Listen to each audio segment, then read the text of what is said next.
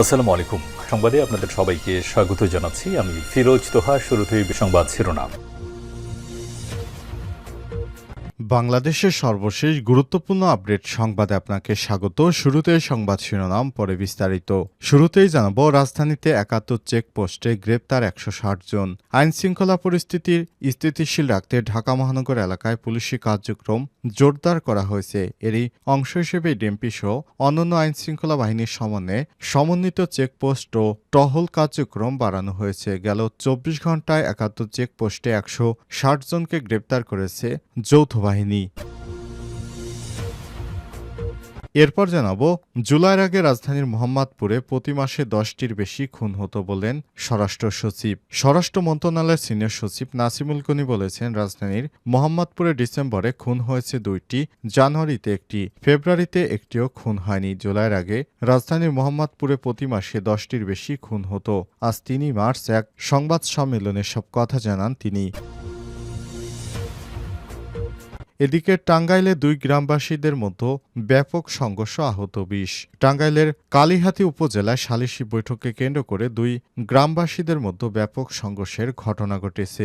এ সংঘর্ষে উভয় পক্ষের অন্তত ২০ জন গুরুতর আহত হয়েছে। আজ ৩ মার্চ সংঘর্ষের ঘটনা ঘটে। জানাবো, ২ দিনের মধ্যে সয়াবিন তেলের সরবরাহ স্বাভাবিক হবে বললেন বাণিজ্য উপদেষ্টা। আগামী ২ দিনের মধ্যে সয়াবিন তেলের সরবরাহ স্বাভাবিক হবে বলে জানিয়েছেন বাণিজ্য উপদেষ্টা শেখ বশির উদ্দিন। সোমবার ৩ March Bangladesh standard testing institution BSTI আয়োজিত রাজধানীর মোহাম্মদপুর টাউন হল কাঁচাবাজার পরিদর্শন শেষে বাজার পরিস্থিতি নিয়ে সাংবাদিকদের প্রশ্নের জবাবে সব কথা বলেন তিনি। এদিকে কীর্তিনাশা নদী থেকে ডাকাতের মরদেহ উদ্ধার। মাদারীপুর সদর উপজেলার বিদ্যাবাগিস এলাকায় কীর্তিনাশা নদী থেকে নিখোঁজ এক ডাকাত সর্দারের মরদেহ উদ্ধার করেছে পুলিশ। এ নিয়ে নিহতের সংখ্যা দাঁড়ালো ৫। সোমবার ৩ মার্চ এই মরদেহ উদ্ধার করা হয়। এবং সর্বশেষ জানাবো, টাঙ্গাইলে পিকনিকের বাসে ডাকাতির ঘটনায় গ্রেপ্তার ২। টাঙ্গাইলের ঘাটাইল উপজেলায় শিক্ষা সফরে ৩টি বাসে ডাকাতির ঘটনায় আরও ২ জনকে গ্রেপ্তার করেছে আইনশৃঙ্খলা রক্ষাকারী বাহিনী। সোমবার ৩ মার্চ টাঙ্গাইলের পুলিশ সুপার মোহাম্মদ মিজানুর রহমান নিজ কার্যালয়ে এক সংবাদ সম্মেলনে সব তথ্য জানিয়েছেন। প্রিয় দর্শক, এতক্ষণ শুনছিলেন সংবাদ শিরোনাম, এবারে বিস্তারিত। তবে তার আগে বন্ধুরা, অনুরোধ থাকবে সংবাদটিতে একটি লাইক দিন। এই চ্যানেলে আপনি নতুন হয়ে থাকলে আমাদের সংবাদটি দেখতে দেখতে চ্যানেলটি সাবস্ক্রাইব করে রাখুন, যাতে করে বন্ধুরা আমাদের পরবর্তী লেটেস্ট আপডেট সংবাদগুলো সবার আগে আপনার কাছে পৌঁছে যায়। এবারে বিস্তারিত।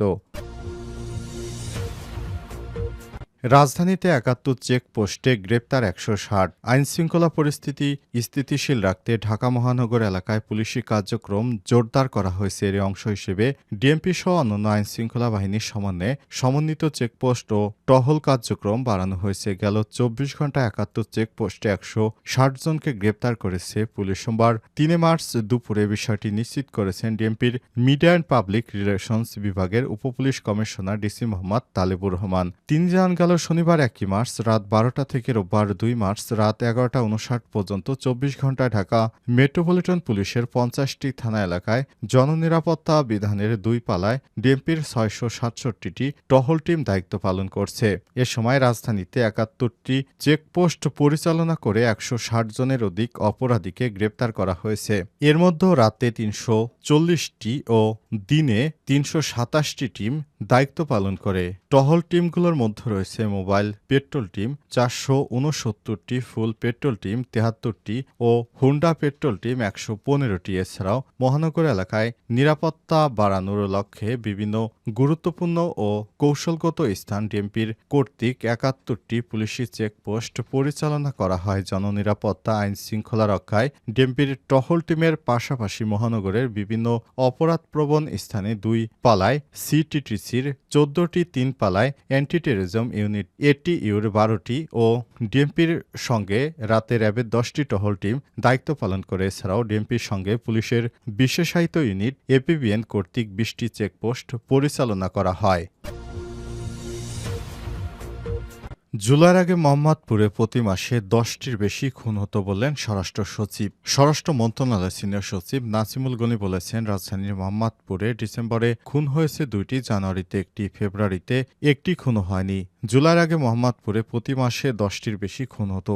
সোমবার ৩ মার্চ সচিবালয়ে স্বরাষ্ট্র মন্ত্রণালয়ের সিনিয়র সচিবের অফিস কক্ষে সাংবাদিকদের সঙ্গে আলাপকালে তিনি এসব কথা বলেছেন। সংবাদ প্রকাশিত হয়েছে যে অপারেশন ডেভিল হান্টের নাম পরিবর্তন হচ্ছে। এ বিষয়ে সিনিয়র সচিব বলেন, কোর কমিটি আমরা এই ধরনের নাম পরিবর্তনের কোনো সিদ্ধান্ত নেই।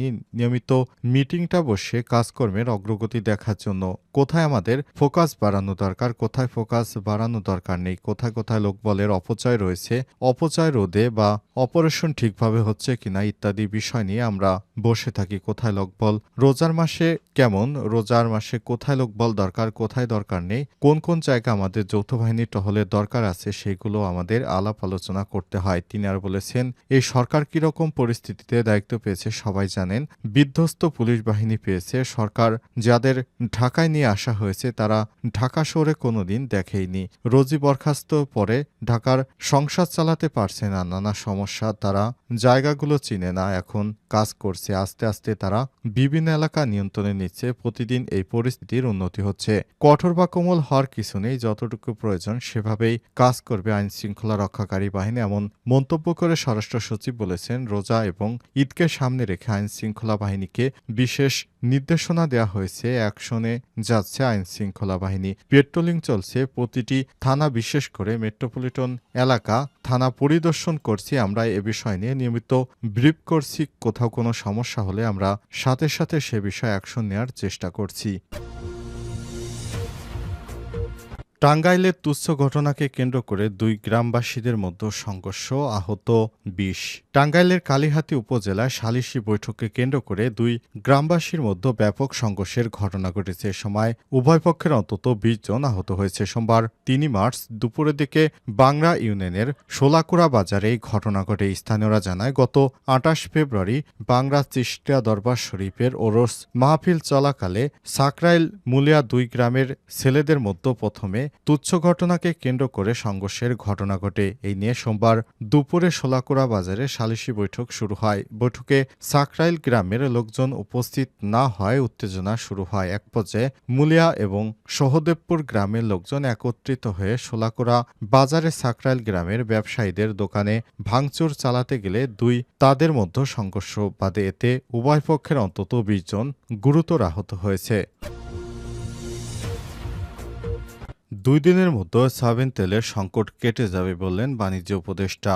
বাণিজ্য উপদেষ্টা শেখ বশিরউদ্দিন বলেছেন, আগামী ২ দিনের মধ্যে আমরা চেষ্টা করছি সয়াবিন তেলের যে ঘাটতি রয়েছে সেই বিষয়গুলো আমরা তদারকি করছি, মার্কেট মনিটরিং করা হচ্ছে। আশা করছি ২ দিনের মধ্যেই আমাদের সংকট কেটে যাবে। আজ বাণিজ্য উপদেষ্টা বাজার নিয়ন্ত্রণ পর্যবেক্ষক দলের সঙ্গে মতবিনিময় শেষে সাংবাদিকদের এক প্রশ্নের জবাবে সব কথা বলেছেন তিনি বলেছেন, ২ দিনের মধ্যে সয়াবিন তেলের সরবরাহ স্বাভাবিক হবে। সোমবার ৩ March Bangladesh standard testing institute আয়োজিত রাজধানীর মোহাম্মদপুর টাউন হল কাঁচাবাজার পরিদর্শন শেষে এই বিষয়টি নিয়ে কথা বলেছেন তিনি। এ সময় অন্যদের মধ্যে উপস্থিত ছিলেন বাণিজ্য মন্ত্রণালয়ের সচিব মাহবুবুর রহমান, শিল্প মন্ত্রণালয়ের সচিব মোহাম্মদ ওবায়দুর রহমান সহ বেশ কয়েকজন। সয়াবিন তেলের মূল্যবৃদ্ধি নিয়ে এক প্রশ্নের জবাবে শেখ বশিরউদ্দিন বলেছেন, সয়াবিন তেল বেশি দামে যেমন বিক্রি হচ্ছে তেমনি পাম অয়েল সরকার নির্ধারিত দাম থেকে ২৫ টাকা কমে বিক্রি হচ্ছে। আমাদের মোট ভোজ্য তেলের ৬০% পাম অয়েল।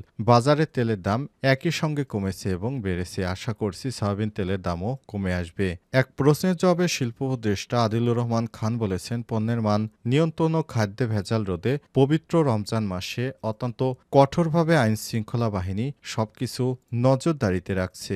বিষয়টি নিয়ে আমরা খুবই গুরুত্বের সঙ্গে দেখছি। আশা করছি যে কোনো সমস্যা অন্তর্বর্তীকালীন সরকার বিগত দিনের মতো আগামী দিনেও সমস্যার সমাধান করতে পারবে। এ বিষয়ে আমরা আশাবাদী। এ সময় আরও উপস্থিত ছিলেন বিভিন্ন সাংবাদিক, এছাড়া উপস্থিত ছিলেন সচিবালয়ের সিনিয়র সচিব সহ অনেক সরকারি দপ্তরের বড় বড় কর্মকর্তারা। এ সময় উপদেষ্টারা আরও বলেন, পবিত্র রমজান মাসকে সামনে রেখে আমাদের মনিটরিং কার্যক্রম প্রতিনিয়ত চলবে। কেউ অসাধুভাবে মালামাল জব্দ করে তারপর সিন্ডিকেট করে দেশের সাধারণ মানুষকে বিপদে ফেলবে, সেটা আর হবে না। আমরা সিন্ডিকেট চক্রকে ভেঙে দেব এবং সিন্ডিকেট করে কেউ আর পার পাবে না। অপারেশন ডেভিল হান্টের বিষয়ে তারা জানিয়েছে, অপারেশন ডেভিল হান্টে সারা দেশে ব্যাপক হারে অপরাধীদের গ্রেপ্তার করা হচ্ছে এবং আগামী দিনে কোনো অপরাধীকেই আর ছাড় দেওয়া হবে না। অপরাধী সে যে দল বা যে ব্যক্তি হোক না কেন, তাদেরকে আইনের আওতায় নিয়ে আসা সরকারের অন্যতম প্রধান দায়িত্ব।